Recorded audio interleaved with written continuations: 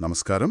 ఈరోజు మనం ఇంగ్లీష్ నేర్చుకునే మన ప్రయాణంలో ఒక ముఖ్యమైన భాగం చూద్దాం. నమస్కారం. అవును, మన దగ్గరున్న ఈ సమాచారమంతా ఇంగ్లీష్ వ్యాకరణంలో కీలకమైన సబ్జెక్ట్ ప్రొనౌన్స్ గురించి. ముఖ్యంగా మనం రోజు వాడే వి, యు మరియు దే వీటి మీద కొంచెం ఫోకస్ చేద్దాం. చాలా మంచి టాపిక్. వీటిని సరిగ్గా వాడటం వస్తే చాలా తేలికవుతుంది ఇంగ్లీష్. అవును, మరసలు మొదలుపెట్టే ముందు ఈ సబ్జెక్ట్ ప్రొనౌన్స్ అంటే ఏమిటి కొంచెం క్లియర్గా చెప్తారా? తప్పకుండా. చాలా సింపుల్ అండి.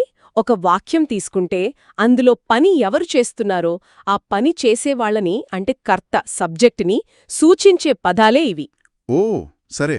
మనం మామూలుగా పేర్లు వాడతాం కదా, రాము, సీత, పుస్తకం అని. వాటికి బదులుగా వీటిని వాడతామన్నమాట, నౌన్స్కి బదులుగా. అంటే పేర్లని మళ్ళీ మళ్ళీ చెప్పకుండా ఉండటానికి. ఖచ్చితంగా. అలా వాడితే వినడానికి బావుంటుంది, మాట్లాడటానికి తేలిక. స్పష్టంగా ఉంది. సరే, అయితే మనం మొదటి పదం తీసుకుందాం, వి.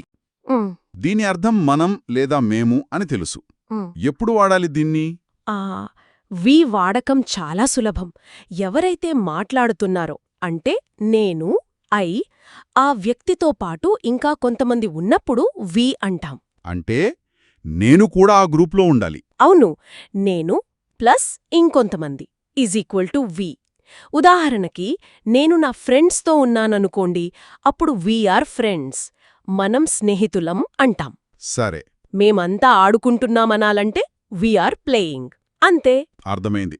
సింపుల్గా నేను ప్లస్ ఇతరులు. బాగుంది. మరి ఇప్పుడు యూ సంగతేంటి?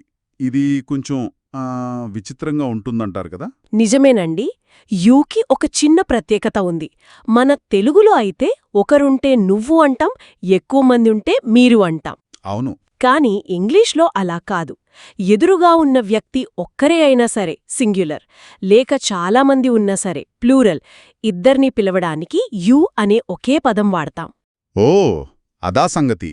అంటే నేనొక ఫ్రెండ్తో మాట్లాడినా యూనే, క్లాస్లో పిల్లలందరితో మాట్లాడినా యూనేనా? అంతే. సందర్భాన్ని బట్టి అది నువ్వవుతుందా మీరవుతుందా అనేది మనకు తెలిసిపోతుంది. భలే ఉంది. ఉదాహరణకు నా ఫ్రెండ్తో యు ఆర్ మై ఫ్రెండ్ అనొచ్చు. అలాగే స్టూడెంట్స్ అందరితో యు ఆర్ ఆల్ స్టూడెంట్స్ అనొచ్చు. రెండిట్లోనూ యు. ఖచ్చితంగా. అదే దాని స్పెషాలిటీ. ఇక మూడోదానికి వెళ్దామా? దే. వెళ్దాం. దే అంటే వారు లేదా అవి అని. అంటే మన గురించి కాదు, మన ఎదురుగా ఉన్నవాళ్ల గురించి కాదు. వేరే వాళ్ల గురించా? అవును, వేరే కొంతమంది వ్యక్తుల గురించి అయినా వారు, లేదా కొన్ని జంతువులు, వస్తువుల గురించి అయినా అవి. మాట్లాడేటప్పుడు దే వాడతాం. ఇది ఎప్పుడూ ప్లూరల్ అంటే బహువచనం అన్నమాట. అంటే ఇద్దరూ లేదా అంతకంటే ఎక్కువ మంది గురించినప్పుడు. ఉదాహరణకి దూరంలో పిల్లలు ఆడుకుంటున్నారనుకోండి, అప్పుడు దే ఆర్ ప్లేయింగ్ అంటాం, వారు ఆడుకుంటున్నారు అని. సరే. మరి వస్తువులైతే? పుస్తకాలు టేబుల్ మీద ఉన్నాయి అనడానికి దానికి కూడా దే వాడచ్చా? They are on the table, అవి బల్ల మీద ఉన్నాయి. ఓ అంటే మనుషులకైనా వస్తువులకైనా జంతువులకైనా ప్లూరల్లో ఉంటే దేనేనా? అంతే. తెలుగులో వారు, అవి అని వేరుగా అన్నా ఇంగ్లీష్లో ఒకటే, దే. చూడండి, the dogs are barking, they are loud. ఇక్కడ దే అంటే కుక్కలు. అలాగే my parents are here, they are talking. ఇక్కడ దే అంటే అమ్మా నాన్నలు. చాలా క్లియర్గా అర్థమైంది. అంటే వి అంటే నేను ప్లస్ ఇతరులు, యు అంటే ఎదుటివాళ్లు, ఒకరైనా ఎక్కువైనా, దే అంటే మనం మాట్లాడుకొని వేరేవాళ్లు లేదా వస్తువులు ఎక్కువ. సరిగ్గా చెప్పారు. ఈ మూడు పదాలు వి, యు, దే ఇంగ్లీష్ మాట్లాడటానికి, రాయడానికి చాలా అంటే చాలా బేసిక్, కానీ అవసరం. అవును, ఇవి లేకుండా అసలు ముందుకెళ్లేం కదా? నిజమే. ఈ తేడాలు గుర్తుపెట్టుకోవడం ముఖ్యం. వి అంటే మాట్లాడే మనం కూడా ఉన్నాం, యు అంటే వినేవాళ్లు, దే అంటే మనం ప్రస్తావించే వేరేవాళ్లు. తప్పకుండా. ఈరోజు మనం ఈ మూడు ముఖ్యమైన subject pronouns we, you, they వాటి అర్థాలు, ఎక్కడ ఎలా వాడాలో బాగా తెలుసుకున్నాం. ఇది ఇంగ్లీష్ నేర్చుకోవడంలో ఒక మంచి మొదటి అడుగు. అవునండి. అయితే కేవలం తెలుసుకుంటే సరిపోదు.